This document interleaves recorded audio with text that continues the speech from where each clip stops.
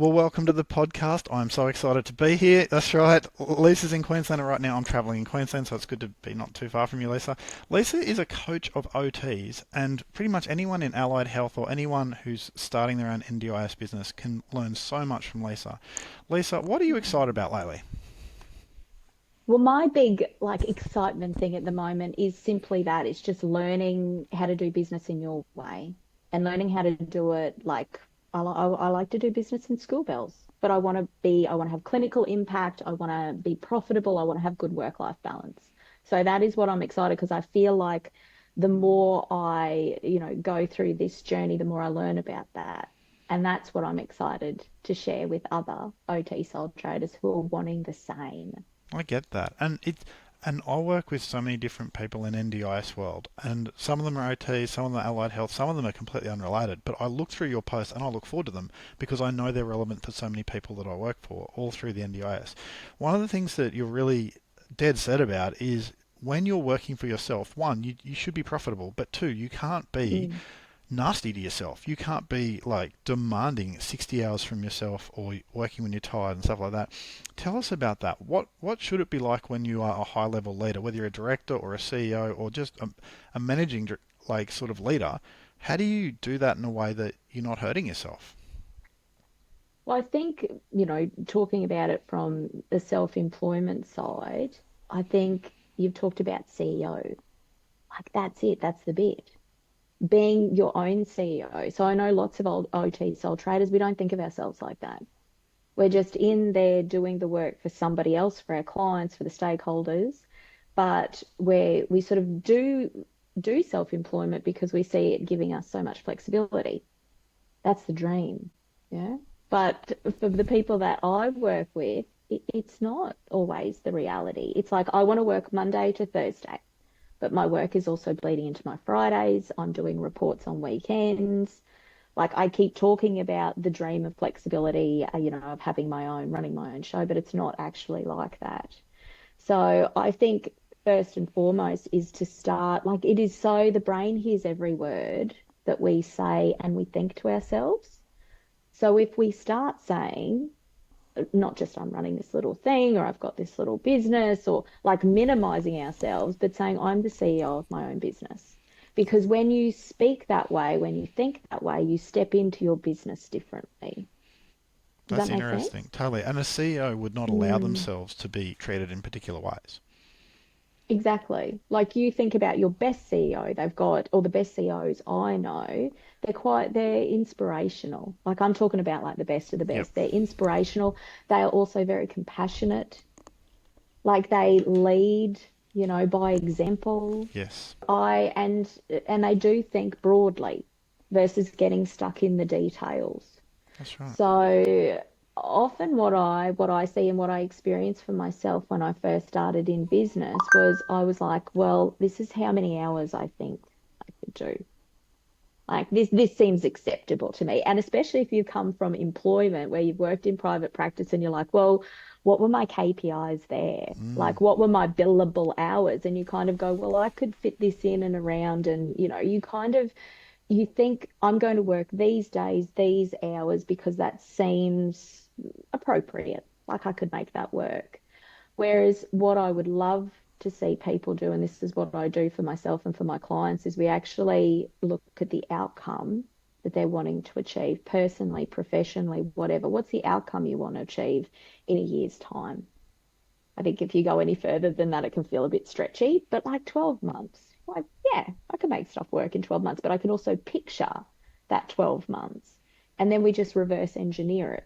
So I'm really big into being a CEO, building a business plan for yourself. Like there's not many sole traders I know running around who've got a business plan. And I really like building business plans. I like doing everything aligned with my values. Like your values are your guideposts in life. So I kind of use my values in my business plan, and then I look at what my actual priorities are linked to my values. What's my actual availability? What are my actual financial goals? What do I want to do do I want to take a holiday? Do we want to, buy a new car? What does it get to look like for myself and my family? And then when we just reverse engineer it, and that's actually where we get our KPIs. So it might, that number might meet what you're actually doing, or maybe it's less, or maybe it's a little bit more, but at least you know what you know, and then you can make good decisions. I think sometimes we base our decisions about our business and about our work-life balance on the feels. Mm. Like I feel like something's going well, or I feel like I'm a KPI queen because KPIs, clear is kind. Yep. Brene Brown like said that, and I was like, that's so true. Clear is kind. So if you've got KPIs, then you know exactly what, how many referrals you're taking, how many hours you're going to be working, how much leave you're going to be having, taking away from your business, all those sorts of things. And they're based on the data, they're not based on the feels. That's good. So basically setting KPIs for yourself, but not we're not just talking Mm. I'm going to demand XYZ amount of money from No, myself. because we are our own, like your business plan, your KPIs are built upon your values. And it looks different for everybody on your schedule, Well, what does on your yours look like? Let's priorities. just take one segment of your own KPIs for yourself and your own Yeah, business plan for yourself. Okay, so one of my yeah, KPIs for me would be, and then we'll look at yours. One of my KPIs for me is that I want to own a business. I don't want my business owning me because I've been there in the yeah, past. Okay, I've done the yeah. long work hours and I know the impact on your kids and your wife. I don't want that. Okay, I want to enjoy my work and Mm, I want to do fun things and I want to do things that help people that aren't just me saying what I think people expect me to say, but actually do something massively helpful and that encourage others to spend more time with their wife and kids or their spouse and yeah, kids. Those are yeah. sort of KPIs that I have for myself, and then I look at myself and go, "Am I doing that? Yes or no?" And I'm never fully doing it, but Mm. I'm always working towards it. What about you though? Because you're obviously a bit more strategic about how you do that for yourself. How do you do this for yourself? So it will absolutely surprise nobody that knows me well is I've got a spreadsheet because I'm a spreadsheet girl. I like color coding. Like if you've ever been on LinkedIn and seen my calendars, like, but I'm very much about plan the work, work the plan, but keep the plan flexible. And that's where I think that CEO mindset comes in as well. So I have a spreadsheet with my KPIs on there, which has been, as I said, reverse engineered based off my values, my priorities, and my personal and professional goals. So and it started off, Michael, there was only like two things on there. What were your Like first in two? terms, my first two were actually, no, there was three. Okay, what were your first So it three? was billable hours, Mm-hmm. like in terms of, but I don't even like even on my spreadsheet, I say billable hours because people are aware of what that term is. For me, I call it clinical care. Yep, I They're my get it. clinical care hours. So I've got my clinical care hours. I've also got amount banked. Like I'm not interested in what's sitting in zero on my, to come in. I'm only interested in what is banked from that KPI point of view. And the other one was referrals, because that's pretty important. So they were like my three important ones. Wow. And since then, I have like expanded that little baby out. And I always start with my OTs that I work with. We always just start on like the basics and then you build on your KPIs, uh, depending on what your goals are. So Okay. every Friday morning, I will sit down and I do a CEO review. It is in my calendar. Every Friday morning, I will sit down and I'll review my KPIs.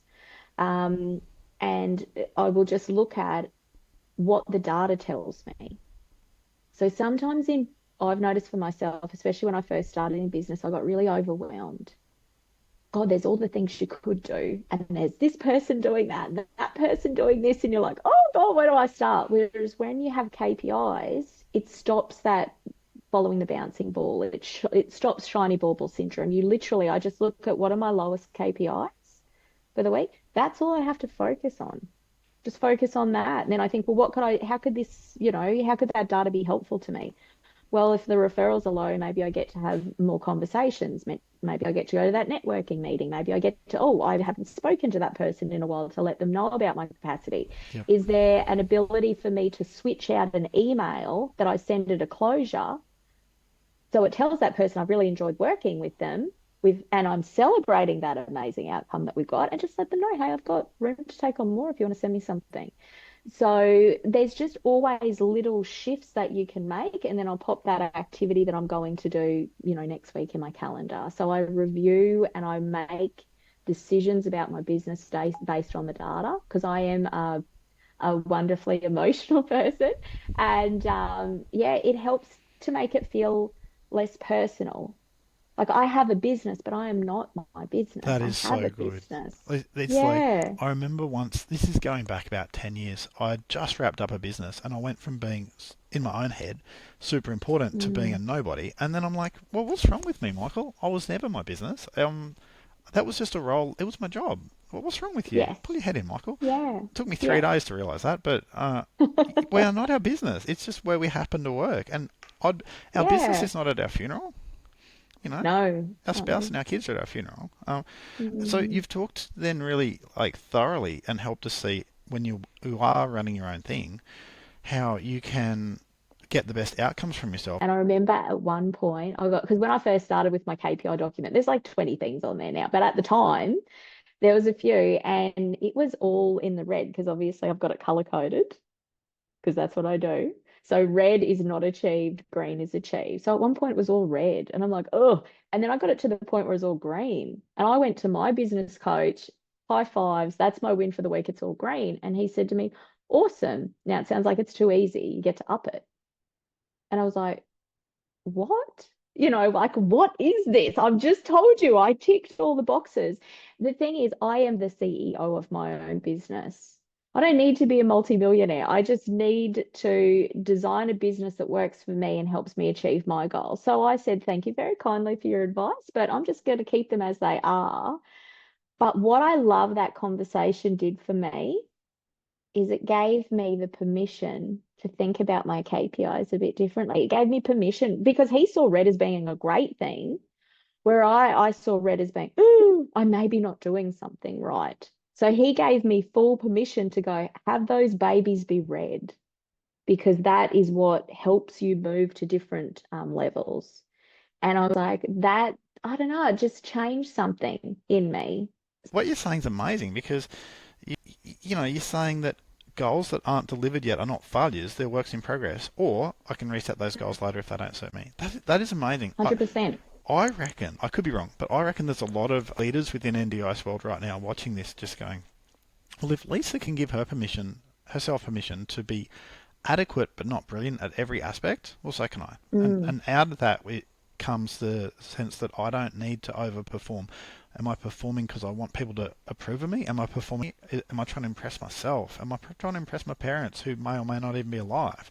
mm, And what you're doing is you're saying, guys, your business has to serve your life. Now, a lot of people might be looking at this going, oh, she can do that because she's an OT. No, she can do that because she's made a choice.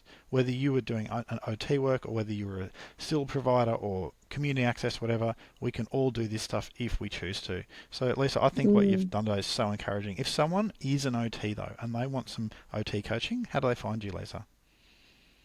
They can find me on all the socials. So I'm on LinkedIn, Instagram, Facebook. It's the Mindful OT AU.